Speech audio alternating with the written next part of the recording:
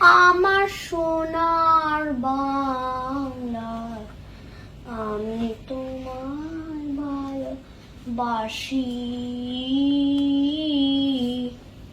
চিরদিন তোমার আকাশ, তোমার বাতাস আমার প্রাণী।